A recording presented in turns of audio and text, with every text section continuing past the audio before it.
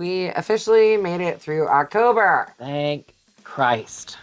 I mean, I love Or October. thank the gods. Yes, Sorry. yes. I love October, so... Oh, no, but I'm it's not... busy. It's a very busy time for the spooky world. Between dropping 2 videos a week, as we tend to do for you. We do it for you. We do. Because we love you guys. I volunteer at Spook Hollow. Yep. You're busy with your jobs. Work and kids and all the other everything stuff. like that.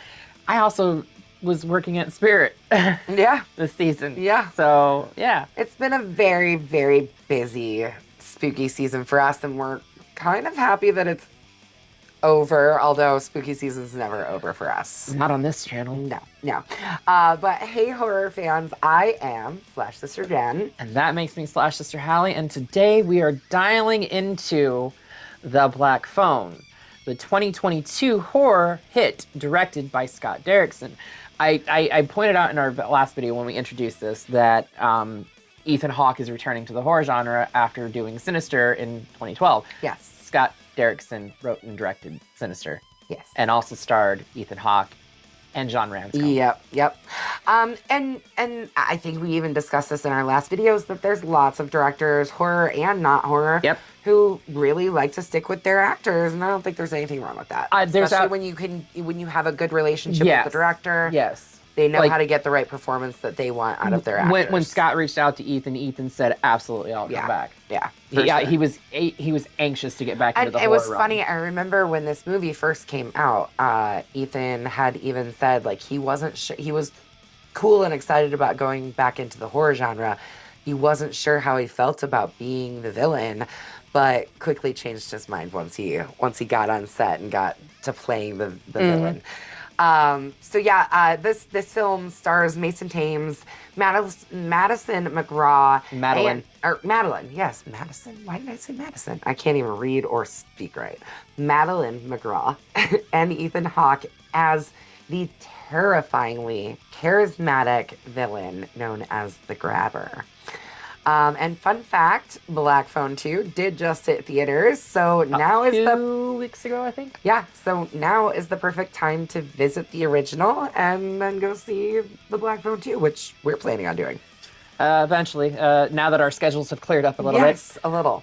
Dark, suspenseful, and packed with supernatural chills, this movie shows what happens when a kidnapped boy uses a disconnected phone to communicate with the spirits of past victims. Mm-hmm. I think it's also important to note that this is loosely adapted from the Joe Hill novel of the same name. Mm-hmm.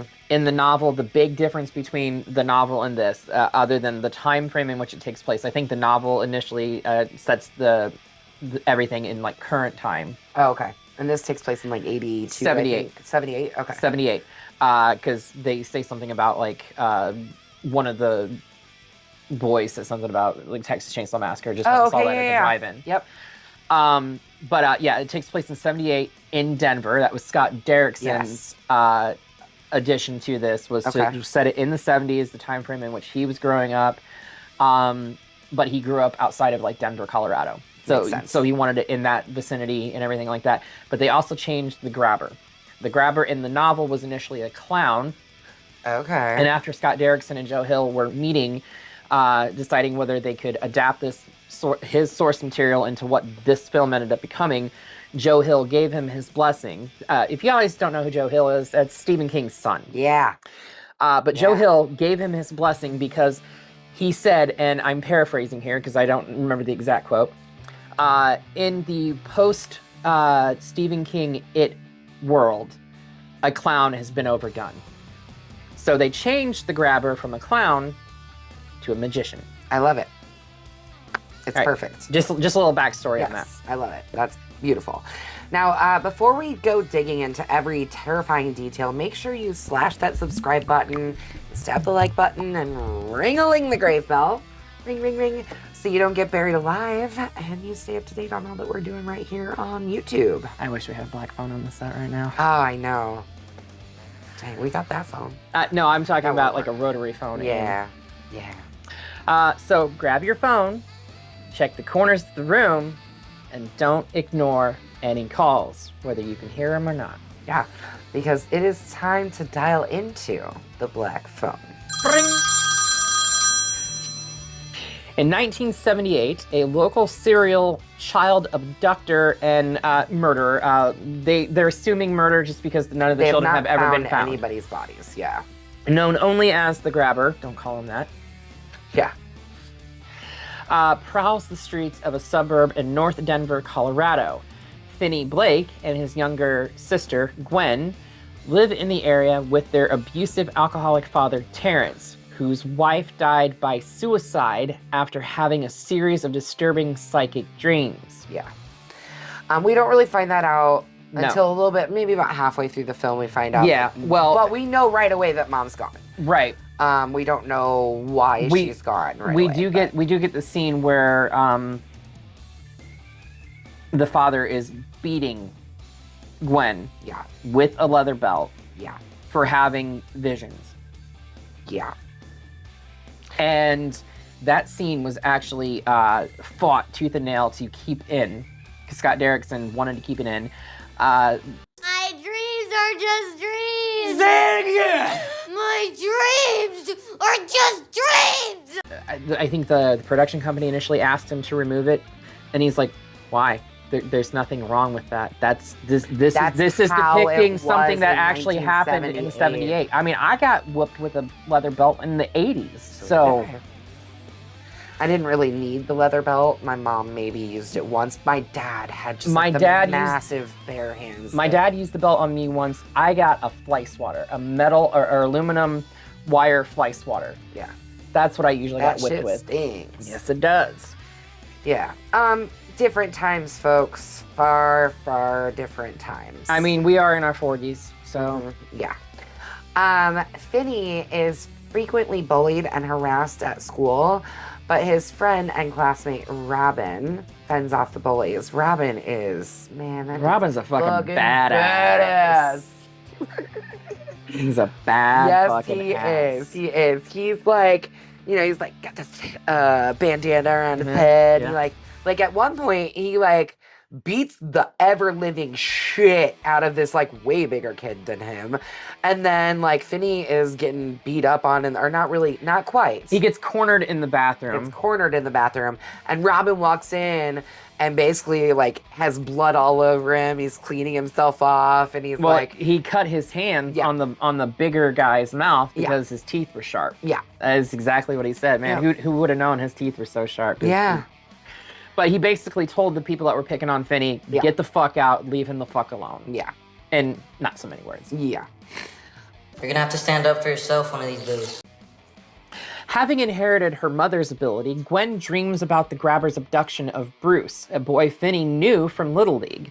The police detectives, Wright and Miller, interviewed Gwen at school, believing she may know the Grabber when Terrence learns about the questioning.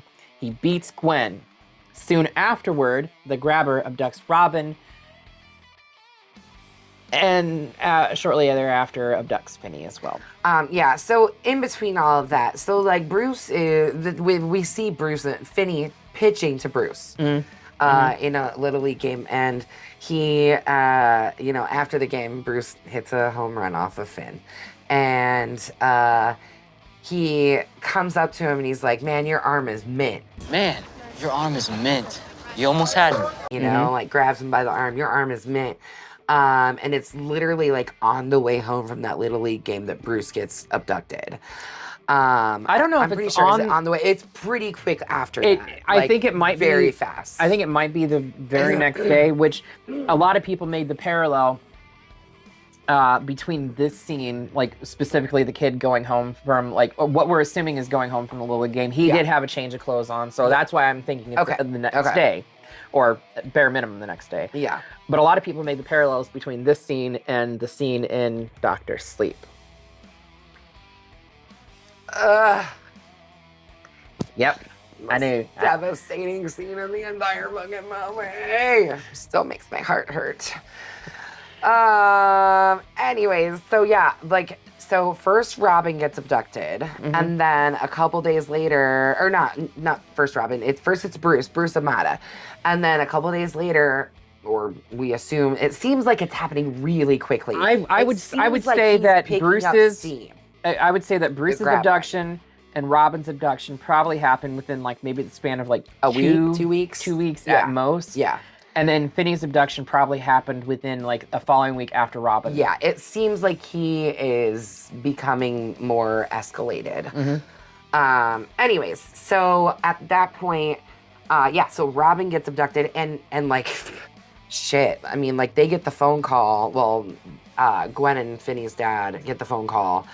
And he like comes over to them and he's like, "Did you know Robin Arietta or whatever?" You know, the dad mispronounces it. Yeah, I probably would have too.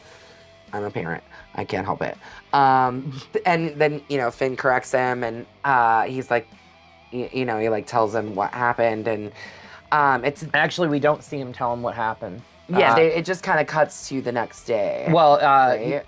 Finney says he's a friend from school, and then his dad just kind of walks away. Yeah. And then it cuts to like the scene in school the next day and everything like that. Yeah.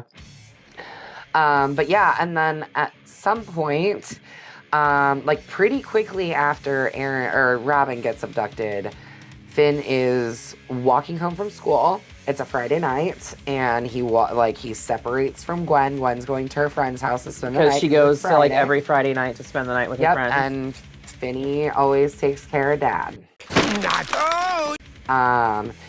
And he's walking home, and the grabber grabs the grabber. Yeah. The grabber grabs him, but Finney does use like this rocket flashlight that he has that stabs him and cuts his arm pretty good. Yeah. So Finn... Nothing bad is going to happen here. Finney awakens in a soundproof basement with a disconnected black rotary dial phone on the wall.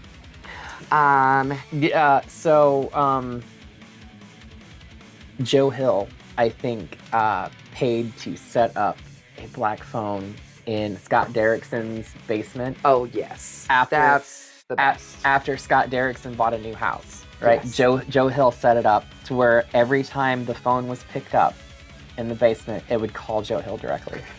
That's great. Isn't it? That's great. On top of that, the phone in this film functioned. Every single one of the other people on the end of the phone, I'm not going to say it was on set. Okay. Like behind the wall, picking up a phone, like behind the scenes that would dial that phone directly on camera. Oh wow! And Finney would answer it. Oh, that's fantastic. Okay, I love it. I love it. So yeah, he awakens in the soundproof room. Telephone is on the wall. He, essentially, like, the grabber does come down, like, pretty quickly and tells him, like, you're not going to get out of here. I soundproofed this a long time ago. The phone doesn't work. Like, it hasn't worked since I was a kid, which makes you believe, like, he was in this basement at some point, too. Clearly, we're going to get some backstory sometime. Maybe. Hopefully. I don't know. We'll see. So Finney hears, it does ring, so he picks up the phone, and he hears only static when he answers it the first time. Initially, while the grabber is talking to Finney, he hears the phone ringing. Yeah. And he stops dead in his tracks, and he looks at Finney, he's like, do you hear a phone ringing? No, I mean, like, that's when he says, like, he doesn't even ask Finney if he hears it. He says, no, don't answer it. It's not. No, it hasn't worked. Well, he hears the phone ringing, like, in the distance. Oh, yeah. Okay. And I always thought that, it was, like, a phone upstairs or something like that. Okay. But later, it's revealed that he can hear that phone ringing. Yeah. Even though it's not actually ringing or connected to anybody. Yes. So he does ask Finney if he can hear it, and Finney couldn't hear it at first. Yeah. So that's right. So Finn does hear it eventually. Answers the phone and only hears static at first. But then he starts hearing voices. First, is it Bruce first? It's Bruce first. Okay. But he doesn't know that his name, because the names are the first things that they lose. Yep. So Bruce's voice is telling him about a floor tile that he can remove to dig an escape tunnel. We met once. Your arm is mint. You almost had me. So, he like has a conversation with him. Like Bruce kind of remembers who he is. He even says to him, "Man, your arm is mint. Your arm is mint." He says it multiple times. Like he realizes who it is. I think like the ghost of Bruce has to keep repeating that so that he remembers who he's talking to, so that he can remember who he is. Like once they're gone, at least in this universe. There's also another reason why they keep saying specific things right over and over again. Like there's another one that that is later where he's like, "You're running out of time. You're running out of time." Yep. But those phrases are what spurs Finney into action. Yep. Those specific phrases. Yeah. Your arm is mint. Mm-hmm. Yeah. You're running out of time. Yeah. There's a lot of things that just lead up to what ends up happening in the end. So anyways, he hears Bruce's voice telling him about the floor tile. Finney starts to dig and smartly starts putting the dirt into the toilet and flushing it, which is brilliant. Fucking brilliant. It's only brilliant as long as he can clean it up and make it look like he hasn't been doing it, because the grabber can see the toilet. Right. So, but yeah, so he realizes that the foundation is too deep for him to really dig underneath the house, though. So he does get like, I think about 3 feet down, or 3 or 4 feet down. Yeah. The grabber does bring Finney a meal and leaves the basement door unlocked. As Finney is about to sneak out, he gets a call from Billy, another past victim. Billy warns Finney that the grabber is waiting at the top of the basement stairs to punish him if he tries to leave, as part of a cruel game called Naughty Boy. Actually, we don't find out it's Naughty Boy at this specific time, but... That's the game, though. At Billy's suggestion, Finney uses a hidden cable to climb up to the basement window. That wasn't a cable. Yeah. It was fucking rope. Yeah, it was definitely rope, and how he got it to loop around so perfectly, I'll never know, but whatever. So, speaking from experience with handling with, like nylon rope specifically, it's pretty stiff. So you can get it to... I don't know how he got it around the bars. I mean, up fine. Around the bar so perfectly and back down, no. But it was in the script, so they had to do it. Right. Anyways, he does pull himself up so that he can see, but the grate comes crashing down, sending him to the ground, leaving him with no way to reach it again, which, I mean, I know what he does with the grate, but like, why did the grabber not notice that the grate was gone? The grabber clearly didn't notice a lot of fucking things. Yeah, that's true. Because he's devolving and clearly losing his mind. I don't think he ever had a grasp on sanity. But I think he's very quickly devolving, which is why he's escalating his timeline and why he's like abducting quicker. It's, I mean, like if you're into true crime, which I am, it's something that serial killers do. You know, when they feel like they're getting close to getting caught, they either close to getting things. caught or close to getting whatever it is that they're trying to get after. Yeah, that they think they're gonna get out of committing this crime. Right. As Gwen confides to Terrence about her dreams of Finney's abduction, I don't want that future for you, sweetheart. Wright and Miller question an eccentric man named Max. Eccentric? No. High on cocaine. Who stays in the area with his brother and has shown great interest in the grabber's crimes. He's actually not even from the area. He's just staying there with his brother. Unbeknownst to him, Finney is being held, and I don't even want to say this part right now. No, we'll hold that. But the cops basically are like... The cops are like, you might want to clean this place up before your brother gets home. And he looks down and he's like, shit, fuck, shit. And there's like 3 lines of coke on the table. He's like, damn it, Max. And then... I love Max. Sorry, Max is great. He's so funny.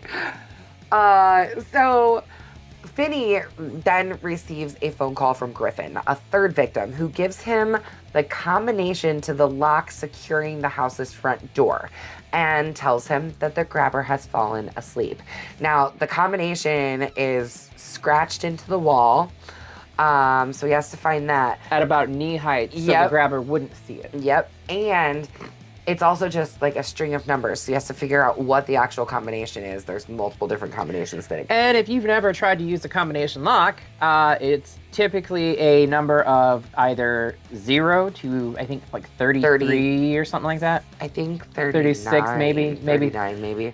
Either way, you've got that many numbers, and you got to go one way, the other way, and then back the other way before the tumbler will unlock. Yep. So, and you have to have the right combination of numbers in the right order. Anyways, so he sneaks out and unlocks the door. He actually makes it out of the house, unlocks the door, starts running, but the grabber quickly realizes and runs and captures him and is able to subdue him, which fucking pisses me off. It's actually a callback to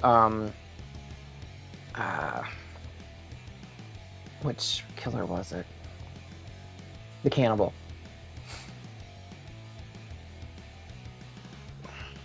The one that was like cooking people and saying tattoos taste terrible. Oh, Jeffrey Dahmer? Jeffrey Dahmer had a victim escape. Right. So this is actually a callback to Dahmer's escaped victim. Okay, I like that. I dig it. I dig it. You say one fucking word, and I will gut you like a pig. But yeah, the grabber recaptures Finney because Samson actually woke the grabber up. Samson is that as soon as the lock clicked. Yeah. It woke Samson up, or disturbed Samson enough that it woke the grabber up, and the grabber, not one for wasting time, didn't even bother chasing him very far, just hopped in his van and like hit him with the van. Yeah, poor kid. A fourth victim, a juvenile delinquent named Vance, and I'm sorry, this guy gave me Eddie Munson vibes all fucking day. This is it. The horrifying nightmare end of your pathetic little life.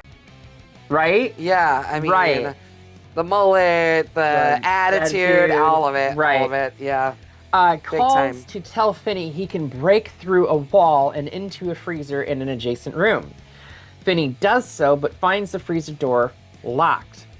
As Finney despairs over his fate, he receives one last call from Robin, who urges him to stand up for himself and fight back. Hey, Finn.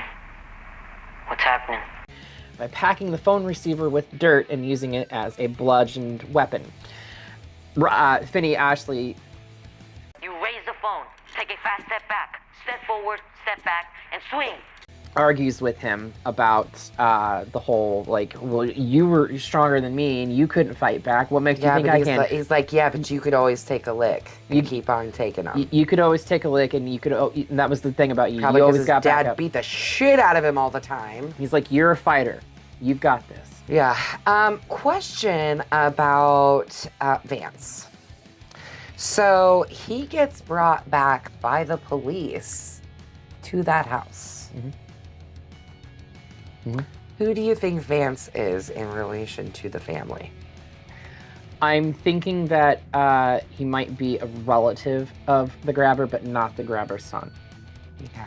Because it was not... It's interesting to look at clothing and timeline and trying to figure out... the house. It was the house across the street. It was the house across the street, right. But it was not the house where the grabber had his victims held hostage. Right. So, I mean, yeah, I don't know. It's interesting. But I would like to see more about him because he seems to be one of maybe the earliest victims. He's also stating all of this in a dream to Gwendolyn. Yeah. So Gwendolyn is seeing it. She knows what the house looks like. She knows the address of the house. She doesn't, well... She knows the numbers. She knows the number. She doesn't know what street it is, though. Right.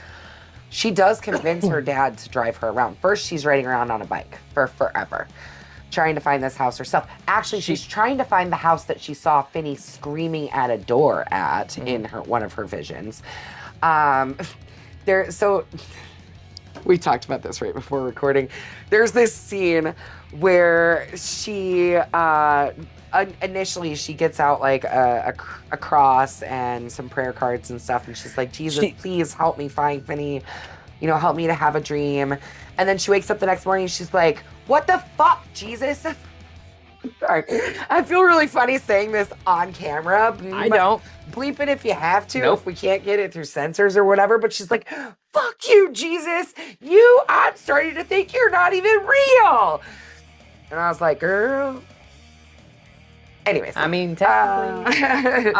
So, yeah, I think that because we find out later that the grabber owned both of the houses. Right. I think that house specifically was maybe somebody else's in his family, and he killed that kid as like practice leading up to other people. And that's why that house is empty, because the kid's family left, right? And like he probably bought up the house or whatever to use that house to, because we find out later that the house across the street is where he's been burying his victims. Yeah. We'll get to that. Yep. So after seeing the grabber's house in a vision, Gwen calls the police detectives, Wright and Miller, to give them the address. Like, she tells them the street address, the number at least. The police, no, because they find it. She goes out with her dad, they find it. She finds it on her By own. herself, riding on the her bike, because the ghost boys Yep. are standing right in front of her and make her crash the bike. And then that's when she gets up, she sees the house. The house, yep, the with tree, the tree, the everything. house, the and numbers. She goes straight home and calls Wright and Miller.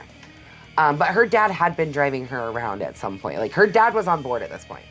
I think once he realized his own kid was gone, and look, we're going to figure out how to find him no matter what. If we got to use Gwen's powers, if she has powers, whatever. But so after seeing his house in a vision, Gwen, and then literally being stopped by the ghost boys, Gwen calls Wright and Miller and gives them the address. So the police rush to the house and find bodies in a basement. First, they find an empty house. They find what's mounds in the basement, and there's 5 of them. Yes. And then there's a freshly dug grave. Yes.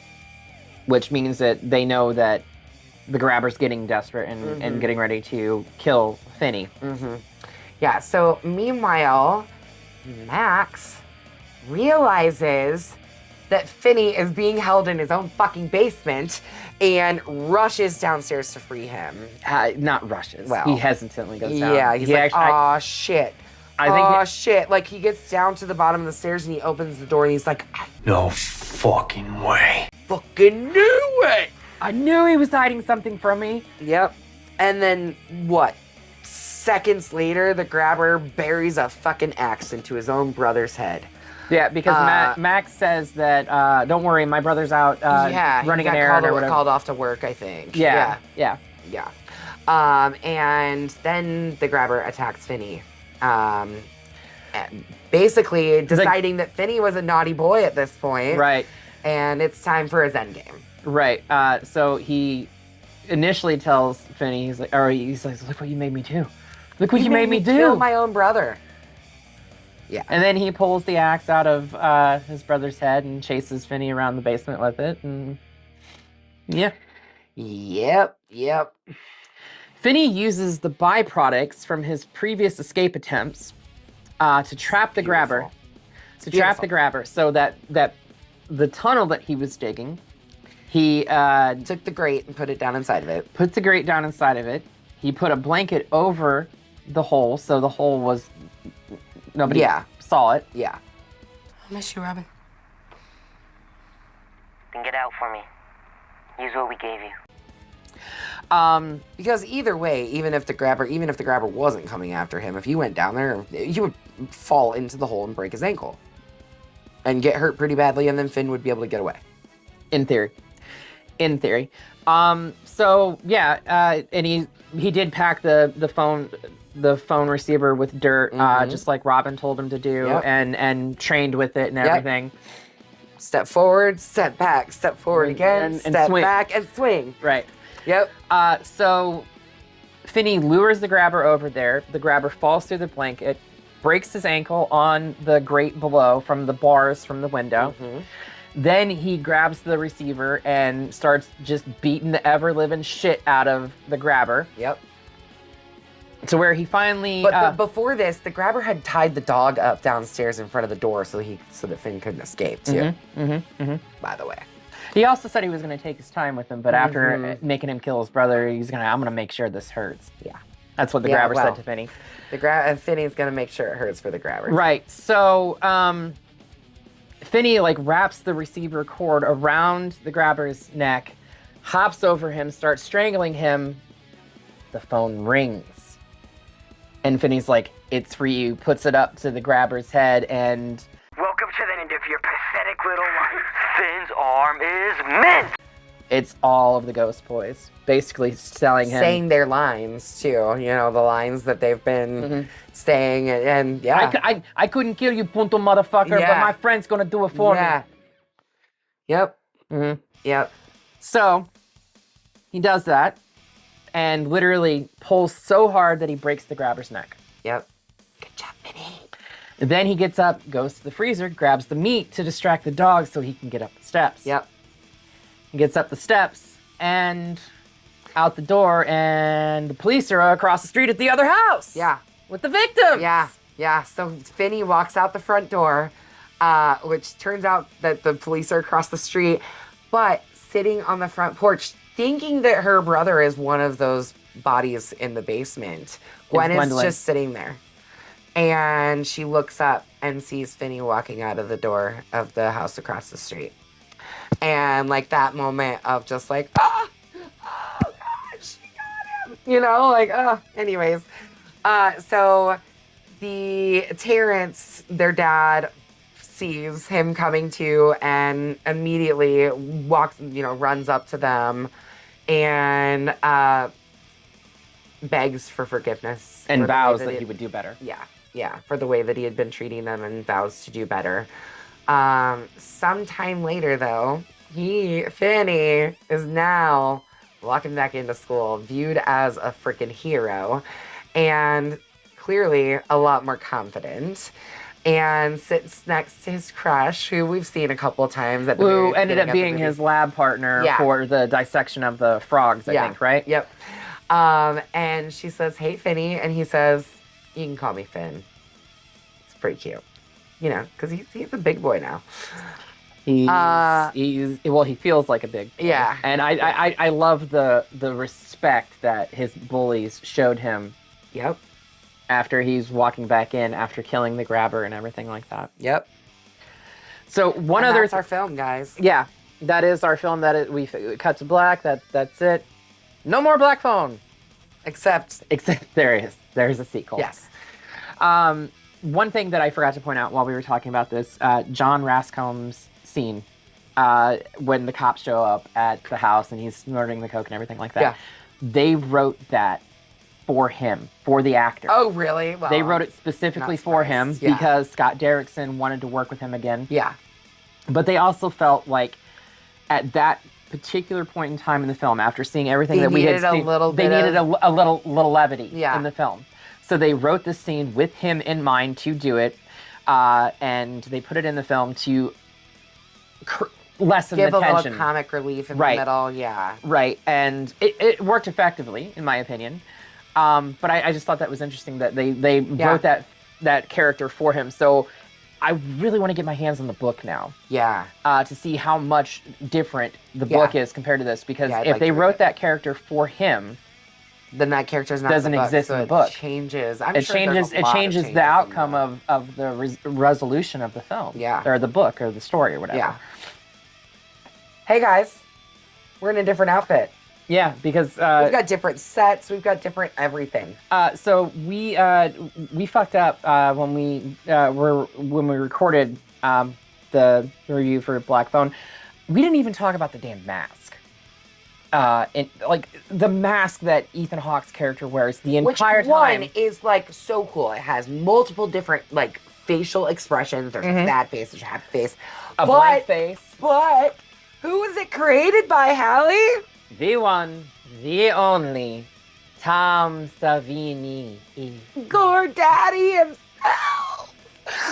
Special effects makeup artist and the teacher of so many, Greg Nicotero, and most of, I think, K&B effects. Yep. I think we're taught. I know Greg Nicotero was directly taught by Tom. Yeah, he was Savini. one of the first ones that worked under Tom. But, like, the mask itself presented a unique challenge for Ethan Hawke while trying to convey the emotions of the grabber. Because an actor relies heavily on facial expressions to convey emotion.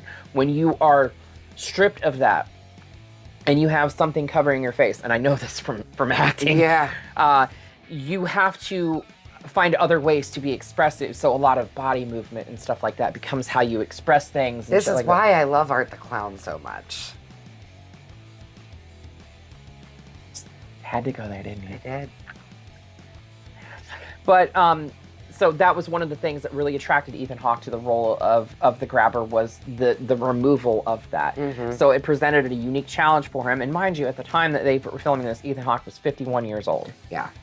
So when you find somebody who's been acting as long as Ethan Hawke has, because he was acting in the 80s, yes, in the 80s, Flight of the Navigator. Yep. Flight of the Navigator.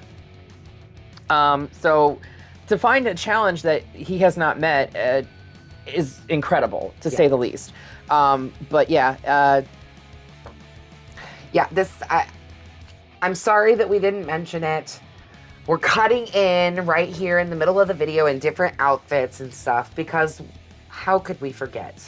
Because, spooky season took a lot out of us. Spooky season did take a lot out of us. But yeah, that it meant the mask work was incredible. And that's all. That's all we got. Now we're going to get back to our other review. Yeah. Bye. Ladies and gentlemen, this is two very enthusiastic Bloody Machetes Up from the two of us. I already knew. I mean, most of you guys can tell by the time we get to the end that, like, when we really love a movie, because I don't know how much time we've been going, but I assume we're probably close to 30 over minutes. 30 minutes by now, I'm sure. And if you're still watching, that means you know that we loved it because we can't stop talking about it. So there you go. Bloody Machete Up from us. Yes, this film was fantastic. I cannot wait to see the second one. I'm very excited to see more things coming from Joe Hill. Well, there's already been several adaptations of Joe Hill's work. Yep. He did Horns, which Daniel Radcliffe was in.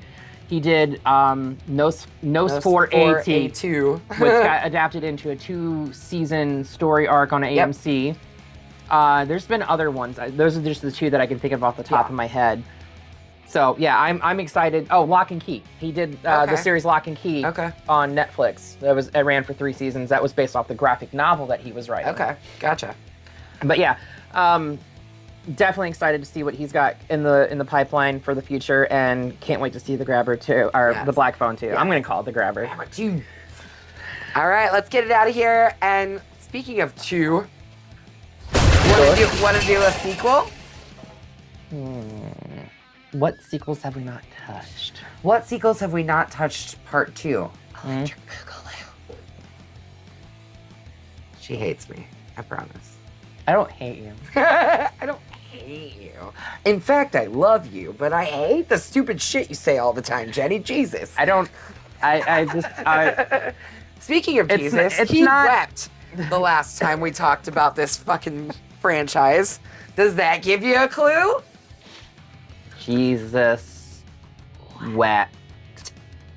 All right, if you can't figure it out by now, I don't know what to tell you, but we are revisiting The Box. Hellbound, Hellraiser 2.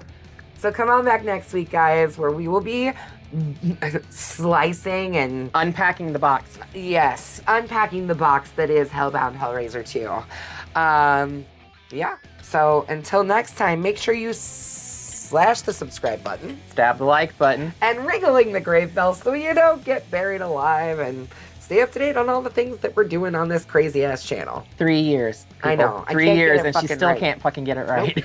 Nope. Never gonna. But until next time, we will see you all in the afterlife.